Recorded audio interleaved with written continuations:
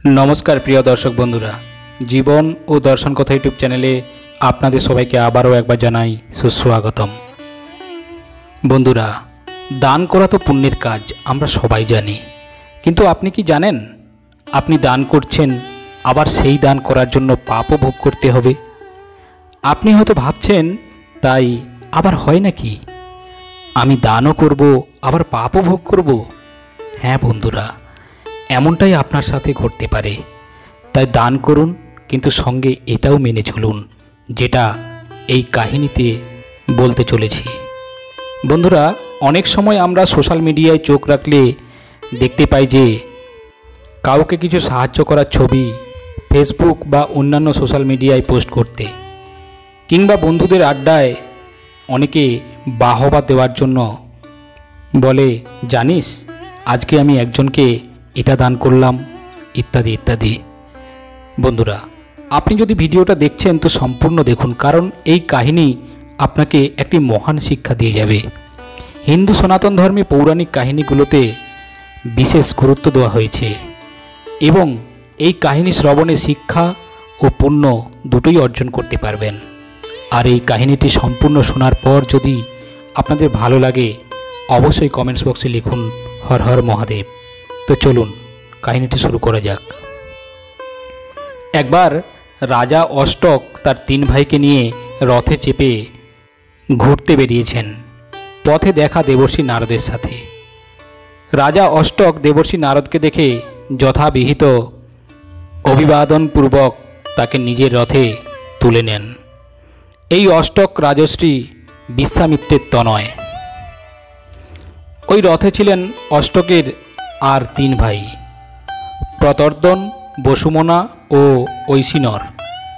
তিন ভ্রাতার আগমন হয়েছিল অষ্টকের আয়োজিত অশ্বমেধ যজ্ঞের আশীর্বাদ গ্রহণে। যজ্ঞ শেষে চার ভাই রথে বেড়াতে বেরিয়ে পড়লেন। পরম বিষ্ণুভক্ত দেবর্ষি নারদ, স্বর্গে ও মর্তে তার অবাধ চলাচল। তিনি মহাপুরুষ, ত্রিকালদর্শী, সমস্ত কিছুই তিনি জানেন। এক ভ্রাতা প্রশ্ন করলেন নারদ মুনিকে, বললেন হে মুনিবর, আমরা চারজনেই তো দীর্ঘায়ু, চারজনেই স্বর্গজনক প্রচুর যাগযজ্ঞ করি। মুনিবর বলুন আগে কার মর্ত্যাবরণ হবে? দেবর্ষি নারদ বললেন এই রাজা অষ্টকের। ভ্রাতাগণ বললেন কেন? দেবর্ষি নারদ বললেন আত্মশ্লাঘাই এর কারণ। তারপর বললেন আমি পূর্বে একবার অষ্টকের গৃহে আসি। অষ্টক আমাকে রথে নিয়ে নগরের বাইরে বেড়াতে যান। এক জায়গায় বহু সহস্র নানা বর্ণের গরু দেখে আমি যখন প্রশ্ন করি তখন অষ্টক বলেন যে ওই গরুগুলি তিনি দান করেছেন।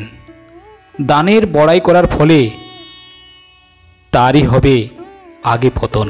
এরপর ভ্রাতাগণ দেবর্ষি নারদকে আবার প্রশ্ন করলেন অন্য তিনজনের মধ্যে আগে কার স্বর্গচ্যুতি হবে? দেবর্ষি এই প্রশ্নের উত্তরে প্রদর্তনের নাম উল্লেখ করলেন। বললেন প্রদর্তনও দান করেছিলেন, কিন্তু তার দান ছিল দোষযুক্ত। নারদকে নিয়ে প্রতর্দনও একদিন রথে চড়ে বেড়াতে বেরিয়েছিলেন। পথে এক ব্রাহ্মণ এসে রাজার কাছে একটা ঘোড়া চান। আচ্ছা দেব, ফিরে আসি। কিন্তু ব্রাহ্মণ তক্ষুনি চান। তার সবুর আর সইছে না। ব্রাহ্মণকে দান করা উচিত মনে করে প্রতর্দন রথের ডান পাশের ঘোড়াটি খুলে তাকে দান করেন। কিছু দূর যেতেই আরেক ব্রাহ্মণ, তিনিও ঘোড়া চান। তিনিও পেলেন রথের পাশের অশ্বটি। এইভাবে তৃতীয় ব্রাহ্মণের আবির্ভাবে তাকে দেওয়া হয় রথের সামনের বাঁ দিকের ঘোড়াটি। এবার 4 নম্বর ব্রাহ্মণের আগমন।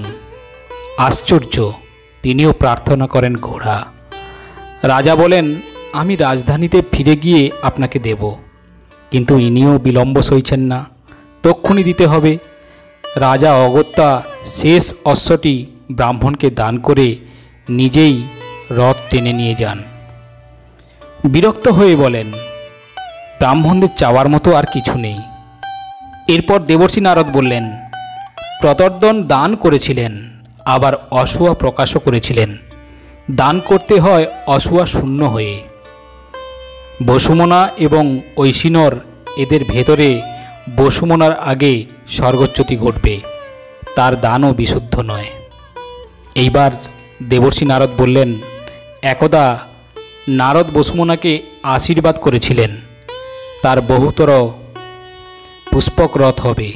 প্রথম পুষ্পক রথখানির প্রশংসা করায় বসুমনা বলেন, এই রথ তো আপনারই। নারদের দ্বিতীয়বার পুষ্পক রথের প্রয়োজন হলে বসুমনা ওই একই কথার পুনরাবৃত্ত করেন, এ রথ তো আপনারই। তৃতীয়বারেও রাজা একই উক্তি করেন এবং চাওয়া মাত্র দিয়ে দেন। কিন্তু তৃতীয় রথ দানের সময় ব্রাহ্মণদের দেখাতে দেখাতে দেবর্ষির দিকে চেয়ে বসুমনা বলেন, আপনি পুষ্পক রথ সম্বন্ধে ভালো আশীর্বাদই করেছিলেন, অর্থাৎ বারে বারে দিয়ে বারে বারে চেয়ে নেওয়া তো নিরর্থক আশীর্বাদ। বসুমনার মন বিদ্রোহী, এইরকম বিদ্রোহের দানে অক্ষয় স্বর্গ হয় না। তিনজনের পতন হয়ে গেল। অভীষ্ট আছেন এখন ঐশিনর আর স্বয়ং দেবর্ষি নারদ। এখন প্রশ্ন আসে, আপনার সঙ্গে একজনের স্বর্গে যেতে হবে, কে আগে যাবেন? দেবর্ষি দ্ব্যর্থহীন বলিষ্ঠ উত্তর, শিবই আগে যাবেন। আমি পতিত হব, কারণ আমি তার সমান নই। মহামতি নারদ নিজের চেয়েও ঐশিনরকে অধিক গৌরব দিচ্ছেন তার মহৎ দানের জন্য। অত্যাশ্চর্য, অভূতপূর্ব তার দান মাহাত্ম্য। একদিন ব্রাহ্মণ এসে রাজাকে অন্ন প্রস্তুত করতে বলেন।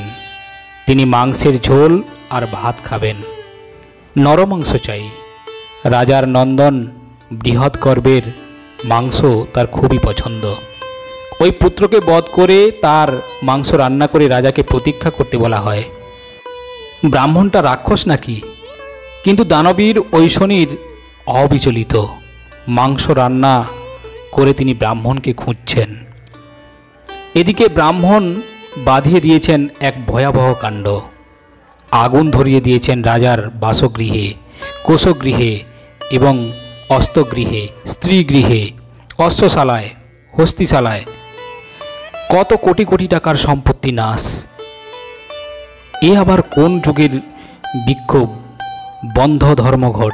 কিন্তু রাজা তাও নির্বিকার।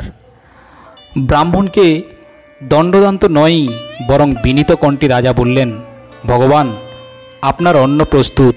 ব্রাহ্মণ বিস্ময়ান্বিত।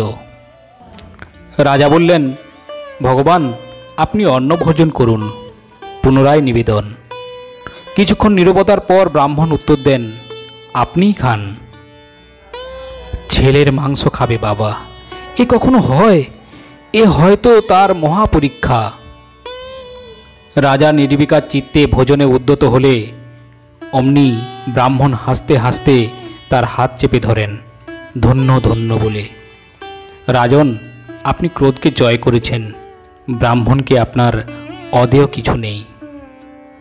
ওই ঐশিনর মুখ তুলে চেয়ে দেখেন আশ্চর্য ঘটনা। দেবকুমারের ন্যায় পবিত্র, সুন্দর ও অলঙ্কৃত পুত্রটি তার সম্মুখেই দাঁড়িয়ে আছেন। কিন্তু ব্রাহ্মণ অন্তর্হিত। স্বয়ং বিধাতাই এসেছিলেন শিবীকে অর্থাৎ ঐশিনরকে পরীক্ষা করতে। দান করতে হয় খোলা মনে। অহংকার, অসূয়া, দ্রোহের স্রবশে যে দান, অর্থাৎ যে দানের পেছনে কোনো বিশেষ মতলব থাকে বা প্রতিদানের প্রত্যাশা থাকে, সেই দান আর সাত্ত্বিক দান থাকে না, তা রাজসিক ও তামসিক দানে পরিণত হয়। ওই দানে স্বর্গ বা হেভেন কোনোটাই নেই। তাহলে বন্ধুরা, দান করতে হবে নিঃস্বার্থভাবে। কোনো দান করার পেছনে যদি আমার কোনো মতলব থাকে বা প্রতিদানে কিছু পাওয়ার ইচ্ছা থাকে, তাহলে সেই দান ব্যর্থ দানে পরিণত হয়। তখনই সেই দান পাপ কার্যে রূপান্তরিত হয়। আশা করি আজকের ভিডিও আপনাদের খুবই ভালো লেগেছে। যদি ভালো লেগে থাকে তাহলে ভিডিওটিতে একটি লাইক দিয়ে দেবেন। আজ এই পর্যন্ত।